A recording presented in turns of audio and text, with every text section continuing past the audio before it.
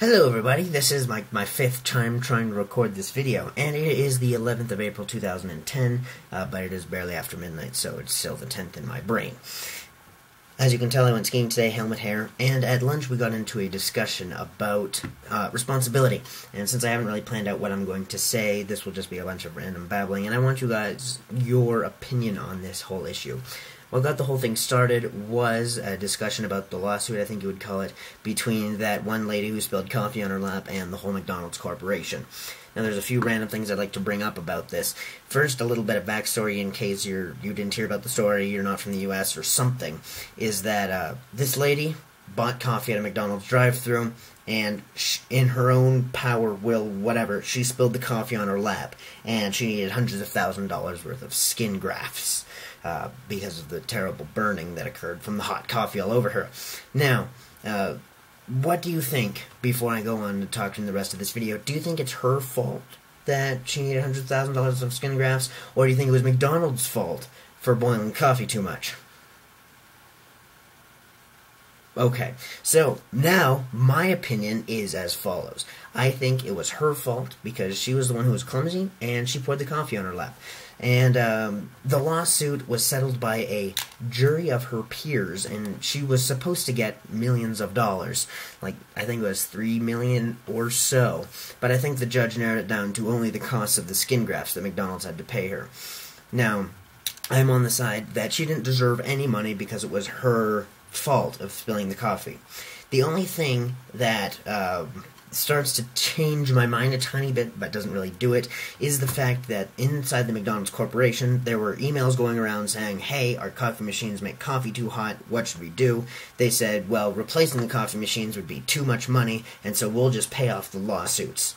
Now, anyone who's angry at big business for one reason or another would automatically blame McDonald's for that, which the jury of her peers did.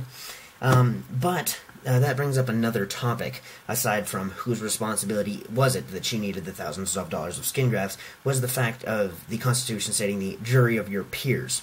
If it is a single person versus a massive corporation, the jury of her peers is obviously going to be the lady's peers. But what about the huge corporation? Do they get any peers? Do they have any peers?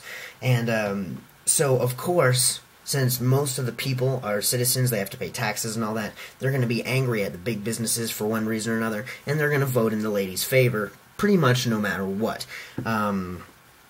So, really, does the big company have any chance of not owing lots of money because of this? And was it really the big company's fault or not?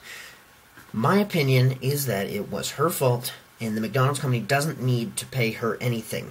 But I do think maybe, of course I'm no expert on this, maybe McDonald's should have to pay a fine to the government or something for safety issues.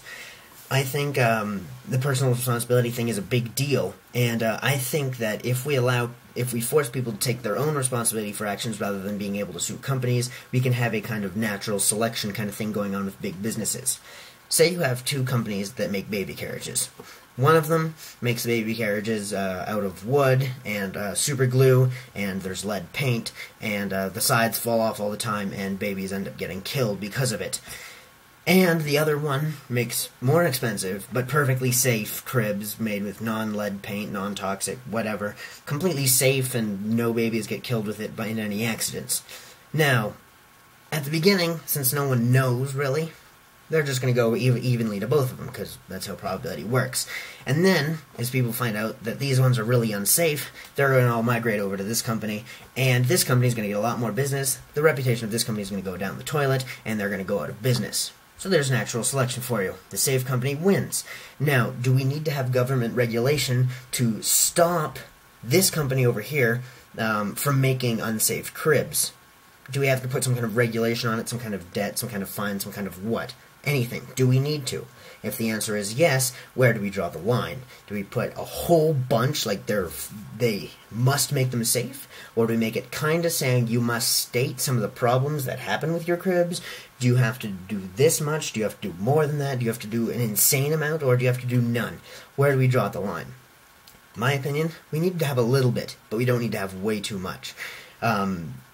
Because I think the customers will choose for themselves, and the natural selection will kill the companies that make bad products, and therefore, since both companies want to make good products so they don't die, they will end up being good people themselves, just because of the money aspect, the income aspect. I think I've covered everything I want to say. I want your opinion on these issues. First, a very specific one on the lady who spilled coffee on her lap. Was it McDonald's fault or was it her fault? How much did McDonald's have to pay, and to who? And if the answer is 0, did the lady even have a case to make because it was her clumsiness that caused the problem? And then in a more broad sense, 2 things. 1, who has to take responsibility for their actions? The person themselves or the other people that may have caused something? So, I shouldn't say caused, or I'll give a small example for this. If you're selling power tools and you sell a power saw, right? And you have 10 people buy a power saw, your power saw, and one of them goes home and cuts their hand off. Is it your fault? Because you made the power saw. They cut their hand off, it was their clumsiness. Do they need to be compensated by the company who made the power saw because they cut their hand off? In my opinion, it depends, but probably not. It'd be like if I sold a pencil to someone, a sharpened pencil, and they went home and they accidentally stabbed their hand with it when trying to reach into their pocket. Do I have to compensate them for stabbing themselves in the hand with a pencil that I sold them? I don't really think so, but I want your opinion on that.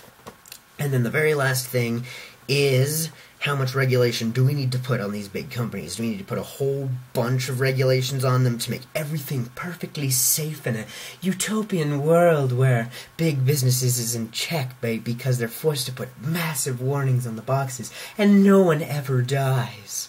Or are we going to be in the other society, the other end of the spectrum, where they don't have to put anything and natural selection chooses the companies?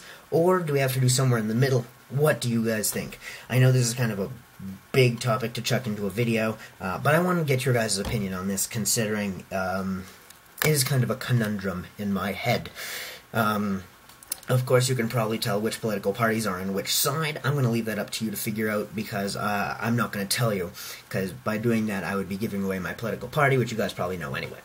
So I will see you guys next video. Please leave a comment or a video response down there giving me your thoughts on those 3 different topics. The specific McDonald's case, the whose responsibility case, and on the how much government regulation on big companies. If you guys think I'm an idiot, or you think I'm stupid, or you think I have good opinions or whatever, post in a comment down there. I won't delete any comments whatsoever. Of course, before I did delete comments such as stupid troll comments, but I don't know. I'll leave them all up now, and we'll see where this discussion gets us. So I'll see you guys next video.